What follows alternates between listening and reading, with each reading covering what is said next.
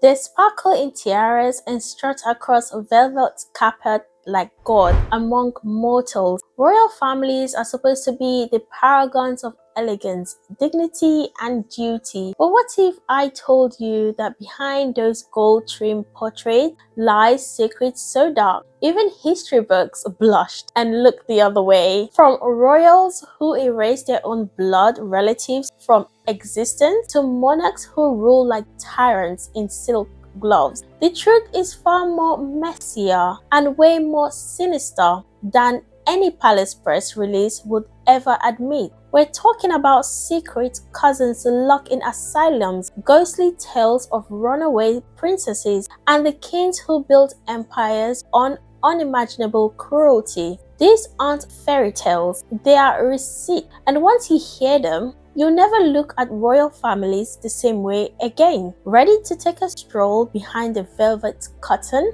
Let's dive into the twisted, tragic, and utterly fascinating world of the darkest secret hidden by royal families, where crowns cover sins and power writes its own version of the truth.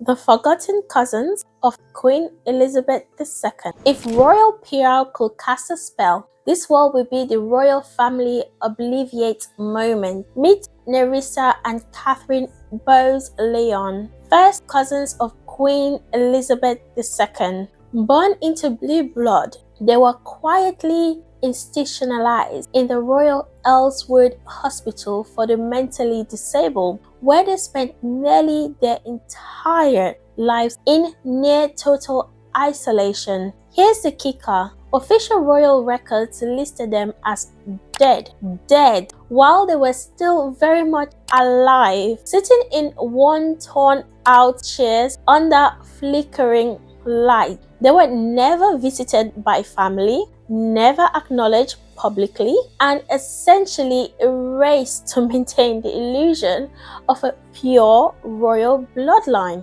If you're wondering how this didn't blow up sooner, it did, but decades too late. A 1987 newspaper expose revealed the whole mess, shocking the British public. While the palace issued vague denial, the optics were clear. The crown had buried its inconvenient secret in an institution and threw away the key. If that doesn't scream royal ghosting, we don't know what does. And yet, to this day, no member of the royal family has publicly apologized. Cold? Yes. Calculated? Absolutely. King Leopold II, the butcher in a crown. If you've ever walked through Brussels and marveled at its architecture, you've seen the legacy of King Leopold II. But you know what you haven't seen? The 10 million Congolese lives destroyed to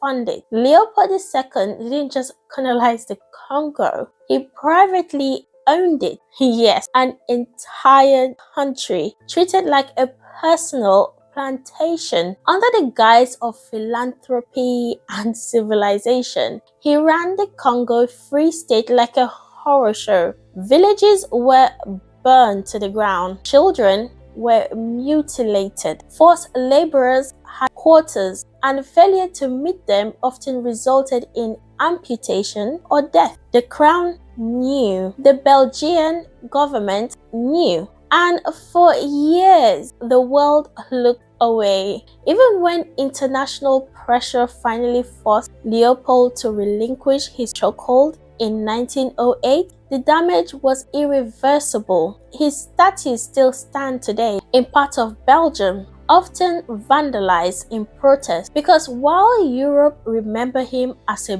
builder, Africa remembers him as a butcher with a bejeweled scepter. To this day, Belgium has danced around issuing a full apology, and the monarchy radio silent. The Royal Reaper theory. Was Jack a prince? Now, let's leap into true crime territory because nothing spices up a royal history like serial killer rumors. In the shadowy, gaslit alleyway of Victorian London, Jack the Ripper carved his name into infamy. But what if the killer was closer to the crown than we ever imagined? Some conspiracy theories believe Prince Albert Victor, aka Eddie, the grandson of Queen Victoria, was either the Ripper or knew who he was. Why? Let's count the suspicious detail. Eddie had a shaky alibi for some of the Ripper murders. He reportedly suffered from mental health issues and had erratic behavior. He was allegedly involved in a scandalous affair with a commoner who may or may not have been connected to the murdered women. Add in the palace's frantic attempts to squash any whiff of a scandal, and you've got a royal cover-up that still haunts Ripperologists today. Is it confirmed? No. Do we love a juicy whodunit with aristocratic flair? Absolutely. Let's just say the crown has always had a talent for burying its messes under marble. The Prince Who Vanished, House of Saud edition. If secrecy were currency, the Saudi royal family will be richer than they already are, which is saying something. The House of Saud is known for its staggering wealth and global power, but its darker reputation stems from a disturbing pattern. Critics of the monarchy, especially royal insiders, keep disappearing. Take Prince Sultan bin Turkey. He accused the monarchy of corruption and then vanished in Europe. Witnesses claim he was drugged and forced into a private jet. He hasn't been seen publicly since. Then there's Prince Abdul Aziz bin Fahd. Officially, he died of a heart attack. Unofficially, rumors swirl about torture and suspicious circumstances. And these are just two. Multiple other princes, each with reformist learning or inconvenient opinion, have either gone silent, disappeared, or died mysteriously. Critics call it enforced disappearance. The monarchy, they say it's about stability. Either way, speaking out in this kingdom might just cost you your life or your visibility, which in the royal world might be worth. The Anastasia myth and the Romanov curse. No list of royal secrets is complete without the Romanovs. Russia ill-fated imperial family who were executed by Bolshevik in 1918, allegedly. You see, history claims Tsar Nicholas II, his wife Alexandra, and their 5 children were shot and killed in a basement. But almost immediately, rumors swirled that one daughter, Anastasia, escaped. Enter Anna Anderson, a woman who, for decades, insisted she was Anastasia. She had the accent, the aristocratic flair, and enough knowledge of the royal court to fool a decent number of people, including distant Romanov relatives. Books were written, films were made, the legend grew. It wasn't until 2007, nearly 90 years later, that DNA evidence confirmed all the Romanovs had died that night. Still, the myth refuses to die. Why? Because people love the idea that royalty can escape tragedy, that somewhere a lost princess lived happily ever after. Fairy tale sells, but the truth much messier and a lot bloodier.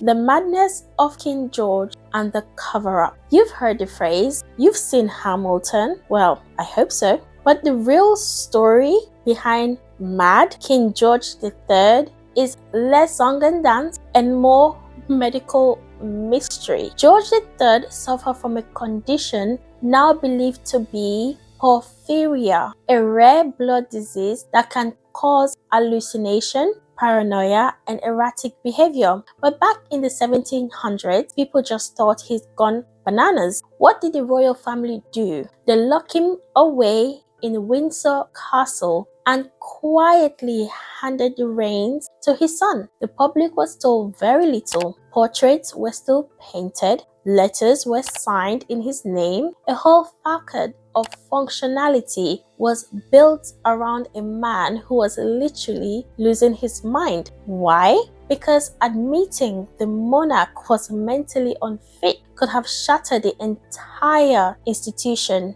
And so began a long tradition of royal cover-up. Because when you're running a kingdom, perception is everything. The Japanese imperial family hidden history. You may know Japan's royal family as the oldest hereditary monarchy in the world, but you probably don't know about their ties to wartime atrocities and how tightly those chapters have been censored. During World War II, Emperor Hirohito ruled while Japan committed horrific war crimes against Asia. We're talking about mass executions, sexual slavery, human experimentation, atrocities that rival anything the 20th century produced. And yet Hirohito was never tried at the Tokyo War Crimes Tribunal. Instead, the US allowed him to remain on the throne, largely to preserve national stability during Reconstruction. What followed was a massive historical whitewashing. Hirohito was recast as a passive figurehead, and the monarchy was shielded from blame. Even today, the Japanese royal family rarely speaks about World War II. Textbooks tiptoe around it, and Hirohito's role remains a taboo topic. It's the ultimate royal magic trick. Erase the blood, keep the crown. The Spanish royal elephant hunt scandal.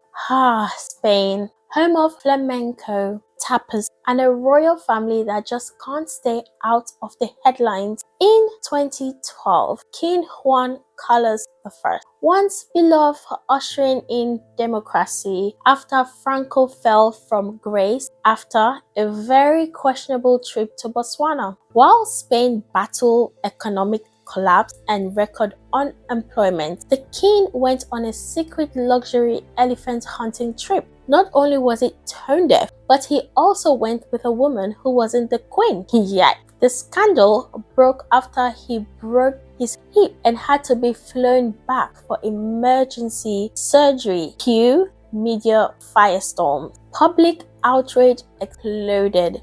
Juan Carlos issued a rare apology, but the damage was done. He eventually abdicated in 2014. Years later, he fled the country amid financial corruption investigations. Nothing says monarch of the people like private jet, dead elephants, and offshore accounts, right? The blood curse of the Habsburg jaw. Let's end on something genetic and gloriously Gothic. The Habsburg were one of Europe's most powerful dynasties. They ruled over Austria, Spain, the Holy Roman Empire, and apparently a very cursed gene pool. Thanks to the centuries of inbreeding to preserve the bloodline, the Habsburg developed a distinctive protruding jaw known as the Habsburg jaw. It wasn't just a cosmetic issue. Many suffer from speech